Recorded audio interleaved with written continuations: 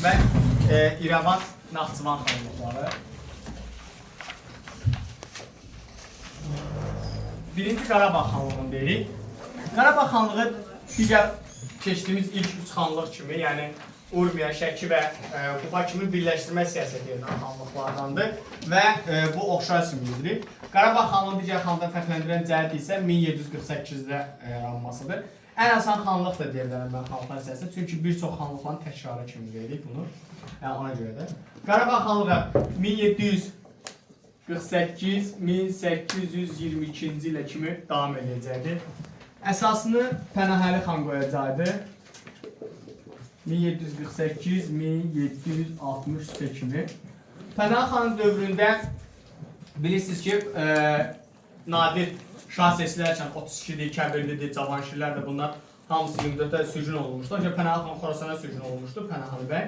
Lakin Nadirin önündən sonra Pənah xan gəlincə, elincə ilə 48-ci ildə xanlığın əsasını qoyacaqdı və 1748-də xanlığı yaradacaqdı. Hakimiyyətə gəlir və Qarabağda xanlığın əsasını qoyacaqdı.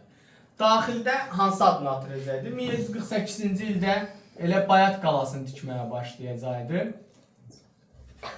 Bayat qalasını tikib. Sonra bundan sonra isə elə bu xanlığın yarandığını eşidən Şəki xanı Hacı Çələbi xan belə deyək, müttəfiq Şamaxı ilə birlikdə bir də bu dövrdə Qarabağda daxildə yerləşən məliklər var, separatçı məliklər. Hacı Çələbə məktub yazırlar ki, bəs Pənah xan gəlir burada, top, tüfəng, qala düzəldir. Sən əgər geciksən, tamamilə hər şey bitəcək. Və 48-ci ildə elə eyni qala yaxınlığında Bayat savaşı baş verir. Bayat savaşı belə deyək də baş verir və Pənah xan qələbə qazanır. Şamaxı və Şəki xanları məğlub olacaqdır və geri çəkiləcəkdir. Orada Hacı Çələbi xanın bir məşhur cümləsi var. Deyir, Pənah xan bir dəyərsiz sikkə idi, biz ona gəldik, sikkə vurduq, getdik, yəni dəyərləndirdik. Bundan sonra Pənah xan İrəvan, Naxçıvan, Ərdəbil, Gəncəni tabe edəcək. Bax, inək. Bu forma, ay sağ olun. Bu forma yazı saxlayacaq. İnək formasını yazı saxlayacaq. Buralara tabe edəcəkdir Pənah xan. Sonra bundan sonra 1752-ci ildə məşhur Qızılqaya xəyanətini iştirak edəcəkdi. Bilirsiniz, əsir düşür burada. Ümumiyyətlə, Qarabağ xanlarının Gürcü sarlarından hər zaman münasibətləri çox yaxşı olur. İstəyir Pənah xan olsun, istəyir İbrahim Xəlil xan olsun. Sonra 1757-ci ildə olacaqdı Xatın Arxı döyüşü. Məhəmməd Həsən xan Qacarla birlikdə belə deyək də hücum edəcəkdi Qarabağa. Məhəmməd Həsən xan Qacar qüvvəsinə birlikdə və məğlub olacaqdı. Pənah xan qələbə qazanacaqdı və Məhəmməd Həsən xan geri qayıdacaqdı. Sonra 1759-cu ildə isə Urmiyalı Fətəli xan hücum edir Qarabağa. Bu vaxt artıq Qarabağ xanlığı Pənah xanın rəhbərliyi altında Bayat qalası 48-də tikilmişdi. 1751-ci ildə Şahbulaq və 1752 və 57-ci illərdə isə məşhur indiki Şuşa qalasını tikəcəkdir. Yəni onlar tikəcəkdir. 1750-ci Şuşa qalası və yaxud da Pənahabad qalasını tikəcəkdi və Şuşanı 9 ay mühasirədə saxlayacaqdı. Lakin sonraki dövrdə belə deyək də məcbur təslim olacaqdı. İbrahim Xəlil xana əsir kimi verəcəkdi və 59, yəni 1759-63-cü il asıllıq dövrü olacaqdı Pənah xana. Asıllıq dövrü hesab olunur Urmiyalı Fətəli xanı. Bilirsiniz ki, 63 hadisələrində Urmiyalı Fətəli xan Şiraza gedəcəkdi. Onun tragikomedik ölümünü də bilmirəm, demişəm, deməmişəm. Yəni demişəm, deməsəm də deyərsiniz, xatırladarsınız deyərəm. Ölüb. Özü gedəndə Mehrəli bəyi qoymuşdu yerinə. Lakin Kərim xan Zən İbrahim Xəlil xanı fərmanla göndərir Qarabağa. İbrahim Xəlil xan gəlir, Mehrəli bəyi taxtdan salır və özü hakimiyyətə gəlir və beləliklə hakimiyyətə İbrahim Xəlil xan olacaqdı. Xəlil xanın dövrü 1763-dən olacaq 1806-ya kimi. İbrahim Xəlil xana toxunmamışdan qabaq Pənah xanın tədbirlərini dedi. Öz mövqeyini gücləndirmək üçün bu qalaları tikdirəcəkdi. Öz mövqeyini gücləndirmək üçün ikinci tədbir olaraq Nadir şahın sürgün etdiyi tayfaları geri qaytaracaqdı. Bir də məlikləri tabe edəcəkdi. Məlikləri tabe etmək üçün onlar arasında nifaq salacaqdı. Birinci Vərəndə məliliyi tabe olacaqdı. Sonra isə Ballıqaya döşdə Xaçın məliliyi tabe olacaqdı. Və sonraki prosesdə gedişatda hamısı dalbada tabe olacaq. İbrahim Xəlil xan hakimiyyətə gələn kimi, yenə o da Qarabağ xanla ən güclü dövrə hesab olunur. Onun dövründə İrəvan, Naxçıvan Təbrizə öz adamı yerləşdirəcəkdi. Bir də Qaradağı süquta uğradacaqdı və Gəncəni tabe edəcəkdi. Yəni bunları verirsiniz. İbrahim Xəlil xan dövründə belə deyək də, bu dövrdə xanlıqlar daxilində də məlikləri yenidən neytrallaşması prosesi gedəcəkdi. Onların bir növ separatistik fəaliyyətin qarşısı alınacaqdı. Bu dövrdə 1781-ci ildə Quba xanlığından mübarizə aparacaqdı və qələbə qazanacaqdı.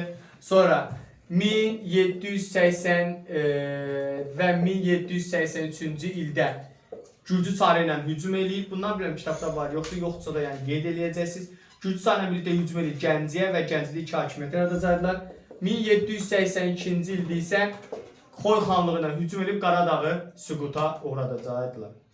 Sonra bu dövrdə İbrahim Xəlil xan Gürcülərlə dostluq münasibəti, Şəki xanlığı Avar xaqanlıqlarına, yəni Dağıstan hakimiyyətinə isə qohumluq münasibəti quracaqdı. Bunu verirsiniz. Sonra 1795-ci ildə Ağaməmməd xan Qacar hücumdan məruz qalır, lakin hücum uğursuz olacaqdı. Ağaməmməd xan Qacar geri çəkiləcəkdi. 1797-ci il isə Ağaməmməd şah olarkən hücum edir və bu dəfə qələbə qazanır, Şuşanı tutacaqdı. Amma Şuşada möhkəmlənməmə səbəbi Şah Qacarın ölümü olacaqdı. Bunu gələcək dərslərdə keçəcəyik. 1805-ci ildə isə Kürəkçay müqaviləsi imzalı Şəki xanın hadisələrinə Səlim xanın oxşar cəhətli Şəki xanlığı ilə Rusların asıllığına keçəcəkdi.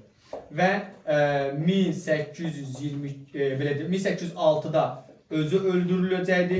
1822-ci ildə Qarabağ xanlığının varlığına son qoyub, orada da komendant idarə üsulu Ruslar tərəfindən yaradılacaqdı. Və beləliklə Qarabağ xanlığı tarix səhnəsindən tamamilə silinəcəkdi.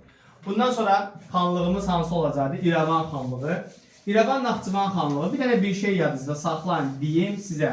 Elə dərsin əvvəlində özünüz üçün qeyd edərsiniz bunu. Uşaqlar, yadda saxlayın. Azərbaycan xanlıqları Səfəvi dövründən qalan Bələrbəli ərazisində yaranmışdır. Testologiyada çox vaxt düşür bu sual. Ona görə sizi çaşdırmasın. Bizdə belə deyirik də, Çuxursəd Bələrbəlidə yaranan xanlıqlar hansılardır? Çuxursəd Bələrbəlidə yaranan xanlıqlar İrəvan, Naxçıvan, Makudur. Şirvan Bələrbəlidə yaranan xanlıqlar biz hansıları deyəcəyik? Lənkəran, Şamaxı, Quba, Bakı, Dərbənd və Şəki xanlıqlarını veririk. Qarabağ Bələrbəli yaranan xanlıqlar isə Gəncə və Qarabağı verəcəyik. Yəni bunlar Bələrbəli arasında hər zaman, yəni bəzən testologiyada bu tipli suallar salanda burada çaşdırıcı məqam olmaz. Yəni çaşma. Xəyalınızda gətirəsiniz Bələrbəliləri, ona uyğunsa xanlıqları böləsiniz. Və bunlardan biri də Çuxursəd Bələrbəli yaranan İrəvan xanlığıdır. Əfşarlar sülaləsi tərəfindən 1747-ci ildə qoyulmuşdu. Mir Mehdi xan Əfşar tərəfindən əsası qoyulacaqdı İrəvan xanlığını. Xanlıq yarandığı gündən etibarən ümumiyyətlə zəif bir xanlıqdır. Azərbaycan qərb tərəfindən yaranan xanlıqlardan biridir. 90% türk əhalisi olmasına baxmayaraq, belə deyək, bir növ Osmanlı ilə həmsərhəd olmasına baxmayaraq ümumiyyətlə siyasi cəhətdən zəif xanlıq olmuşdur. Elə 18-ci əsrin 40-cı illərində sıra ilə götürəndə biz Qarabağdan asılılığı qəbul edib, Xoydan asılılığı qəbul edəcəkdi 60-70-ci illərdə, sonra Gürcülərdən asılılığı qəbul edəcəkdi. Bunlar içərisində ən fəalı Gürcü idi, İrəvan xanlığına hücumlar edən. 1755-ci ildə İrəvan xanlığına saray çevrilişi olacaqdı və Əfşarlar gedəcəkdi, Qacarlar gələcəkdi. Həsən Əli xan hakimiyyətə gələcəkdi 55-ci saray, həmin ildə bilirsiniz Şamaxıya Şəki xanı hücum eləmişdi. Bundan sonra isə Həsən Əli xandan sonra isə demək ki, İrəvan xanlığı qismən olsa qüdrəti artacaqdı, hətta Naxçıvana asıla salmaq istəyəcəkdi. Bu vaxt Gürcülərin hücumları başlayır. Ümumiyyətlə Gürcülərin hücumları 1765 və 69, 1779-cu illərdə olacaq. Bunlar içərisində 79-cu il Gürcü hücumunda belə deyək də, Gürcülər tuta bilmir İrəvanı və geri qalanı Şoriyadı əhalisində 2500 nəfəri öz ərazisində köçürəcəkdir. Bu dövrdə 65, 69 və 79 yürüşlərində Gürcülərə qarşı mübarizədə İrəvan xanlığı bir növ ciddi müqavimət göstərdi. Lakin həm yenə deyirəm ki, zəif və məğlub oldu, amma yenə də asılılığa girmirdi, keçməyəcək.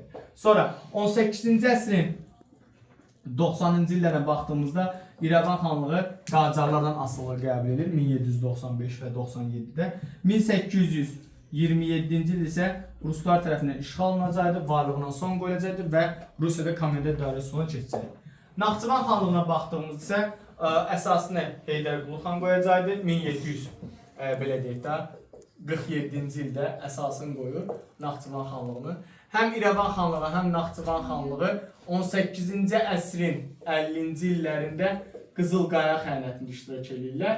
Bunu qeyd edin. Həmçinin hər ikisi də elə Qarabağdan asılılığı qəbul eləmişdi Naxçıvan xanlığı və 60-cı illərdə Naxçıvan xanlığı tarixinə baxdığımızda isə Şiraz qonaqlığında iştirak eləmişdi.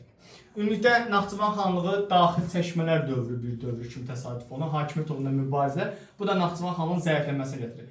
Naxçıvan xanlığının siyasi tarixi iki hissəyə bölünür. Birinci dövr götürəndə biz 1747 və 97, ikinci dövr 1797-1827. Birinci dövr asıllıq, yarımasıllıq, müstəqillik dövrüdürsə, 97-də etibarən Qacarlardan asıllıq dövrü olacaq. Naxçıvan xanlığı da xarici siyasətdə Osmanlıya daha çox meyilli siyasət yeridən xanlığı idi. Yəni Qacarlara qədərki olan dövrdən söhbət edirik və hətta Osmanlının köməyi ilə Gürcülərin Naxçıvanın işğalının qarşısını alınmışdı, yəni bu barədə. Sonra 60-70-ci ildə Xoy xanlığından da asıllığı qəbul eləmişdi Naxçıvan xanlığı. Hər bir digər qonşu xanlıq Naxçıvanda öz adamını yerləşdirməyə çalışır ki, Naxçıvanı asfala salsın. Bu da dediyimiz kimi 1827-ci ildə Ruslar tərəfindən işğal olunacaq və süqut ediləcək. İrəvan xanlığında qara pul vahidləri adlı pul vahidi çıxarılırdı, amma ona baxmayaraq İrəvan xanlığında səfərlərdən, əfşarlardan qalma və həmçinin Osmanlıdan qalma pul vahidlərdə istifadə ediləcəkdir. Bu da sizin dərsləriniz.